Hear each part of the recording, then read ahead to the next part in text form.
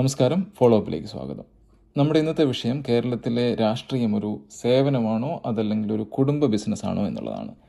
ഞാനൊരു കുറച്ച് പേരുകൾ വായിക്കാം. ഈ പേരുകൾ നിങ്ങൾക്ക് പരിചിതമാണോ എന്ന് ഒന്ന് ഓർത്ത് നോക്കുക.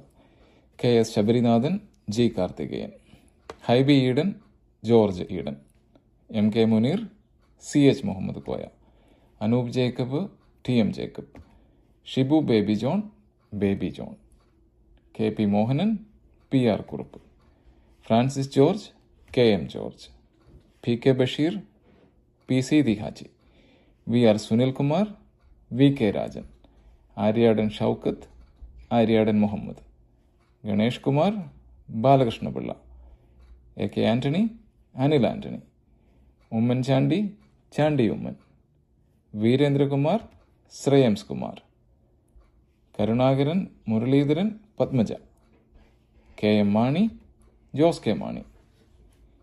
ഇനിയും ഒരുപാട് പേരുകൾ ഞാൻ ഇതിനകത്ത് വിട്ടുപോയിട്ടുണ്ടാവാം. എന്നോട് സാദരം ക്ഷമിക്കുക. ഒന്ന് ചിന്തിച്ച് നോക്കൂ. ഒരു ഡോക്ടറുടെ മകൻ ഒരു ഡോക്ടറാകണമെങ്കിൽ പഠിക്കുകയും പരീക്ഷ എഴുതുകയും ചെയ്യണം, അല്ലേ? ഒരു എഞ്ചിനീയറുടെ മകൾ ഒരു എഞ്ചിനീയർ ആകണമെങ്കിലോ പഠിക്കണം, പരീക്ഷ എഴുതണം. പക്ഷേ രാഷ്ട്രീയത്തിൽ അച്ഛനൊരു നേതാവാണോ, അപ്പോൾ മകൻ റെഡി, അതല്ലെങ്കിൽ മകൾ റെഡി, അതല്ലെങ്കിൽ ചിലപ്പോൾ മരുമകനോ മരുമകളോ പോലും റെഡിയാണ്. എന്താണ് ക്വാളിഫിക്കേഷൻ? സർനെയിം. ചിലപ്പോൾ ഈ കേരളത്തിൽ തിരഞ്ഞെടുപ്പ് നടക്കുമ്പോൾ നമുക്ക് തോന്നും ഇത് ജനാധിപത്യമൊന്നുമല്ല, ഒരു ഫാമിലി ഫംഗ്ഷൻ പോലെയാണ്. വർഷങ്ങളോളം ഒരു നേതാവ് കഷ്ടപ്പെട്ട് പാർട്ടി വളർത്തി ജനങ്ങളുടെ വിശ്വാസമൊക്കെ നേടി അടുത്ത തലമുറ ആരായിരിക്കുമെന്ന് നമ്മളിങ്ങനെ കാത്തിരിക്കുമ്പോഴാണ് ഇതാ മകനെത്തി റെഡി, മകൾ, മരുമകൻ. ഉദാഹരണത്തിന് ഈ ഉമ്മൻചാണ്ടി പോലെ ഒരു വലിയ നേതാവിൻ്റെ ലെഗസി, അല്ലേ? ഇപ്പോൾ അത് വന്ന് നിൽക്കുന്നത് എവിടെ? എക്സ്റ്റെൻഡഡ് ഫാമിലി വരെ എത്തി. മകനായി, ചിലപ്പോൾ മകളുടെ പേര് കേൾക്കുന്നു, മകളുടെ ഭർത്താവിൻ്റെ പേര് കേൾക്കുന്നു, അല്ലേ? ഇതൊക്കെ ഒരു പാർട്ടിയിലാണോ നടക്കുന്നത്? അല്ല, എല്ലാ പാർട്ടികളിലും ഉണ്ട്. ലെഫ്റ്റിലുണ്ട്, റൈറ്റിലുണ്ട്, സെൻട്രലിലുണ്ട്, എല്ലാ പാർട്ടികളിലും ഉള്ളതാണ്. പുതിയ ടാലൻ്റ് ഒന്നും വേണ്ട. ഇത് ഹോം ഡെലിവറിയിൽ നമുക്ക് നടത്തിക്കൊണ്ട് പോകാം. ചിലപ്പോൾ നമുക്ക് തോന്നി ഇതൊരു പൊളിറ്റിക്കൽ ഇൻഹെറിറ്റൻസ് ആണോ എന്ന്. അതായത് നമ്മൾ ഈ വീട്, സ്ഥലം, ബാങ്ക് ബാലൻസ് ഒക്കെ ഇൻഹെറിറ്റ് ചെയ്യുന്നത് പോലെ ഈ രാഷ്ട്രീയവും ഒരു ഇൻഹെറിറ്റൻസ് ആണോ എന്ന് നമുക്ക് ചിലപ്പോൾ തോന്നിപ്പോവും. ഇപ്പോൾ ഒരു കാര്യം കൂടെ ക്ലിയർ ആക്കേണ്ടതുണ്ട്. ഇവരിൽ ആരും മോശക്കാരല്ല. ഇവരൊക്കെ എഡ്യൂക്കേറ്റഡ് ആണ്, ഇവരൊക്കെ കേപ്പബിൾ ആണ്, ഹാർഡ് വർക്കിംഗ് ആണ്. പക്ഷെ ചോദ്യം ഇതാണ്, ഇവരുടെയൊക്കെ ലാസ്റ്റ് നെയിം വേറെ ഒന്നായിരുന്നെങ്കിൽ ഇത്ര ഈസി ആയിട്ട് അവർക്ക് ഈ ചാൻസുകൾ കിട്ടുമായിരുന്നോ? കേരളത്തിൽ ടാലൻറ്റഡ് ആയിട്ടുള്ള യുവാക്കൾ ഇല്ലാഞ്ഞിട്ടാണോ? ഇവർക്ക് കഷ്ടപ്പെടുന്ന പാർട്ടി വർക്കേഴ്സ് ഇല്ലാഞ്ഞിട്ടാണോ? വേറെ കഴിവുള്ള ആരും ഈ പാർട്ടിയിൽ ഇല്ലാഞ്ഞിട്ടാണോ ഈ ഫാമിലി ഇൻഹെറിറ്റൻസ് നടക്കുന്നത്?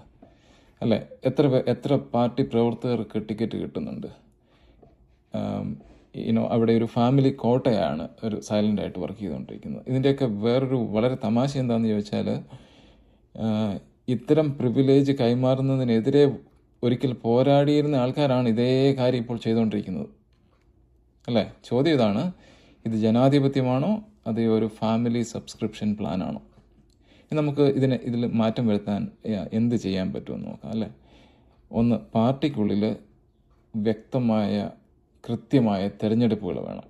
പാർട്ടിക്കുള്ളിൽ സ്ഥാനാർത്ഥികളെ തിരഞ്ഞെടുക്കുന്നതിന് വ്യക്തമായിട്ടുള്ള മാനദണ്ഡങ്ങൾ വേണം. ഒരേ കുടുംബത്തിൽ ഒരേ സീറ്റ് കൈവശം വെച്ചിരിക്കുന്നത് പൂർണ്ണമായിട്ടും ഒഴിവാക്കണം.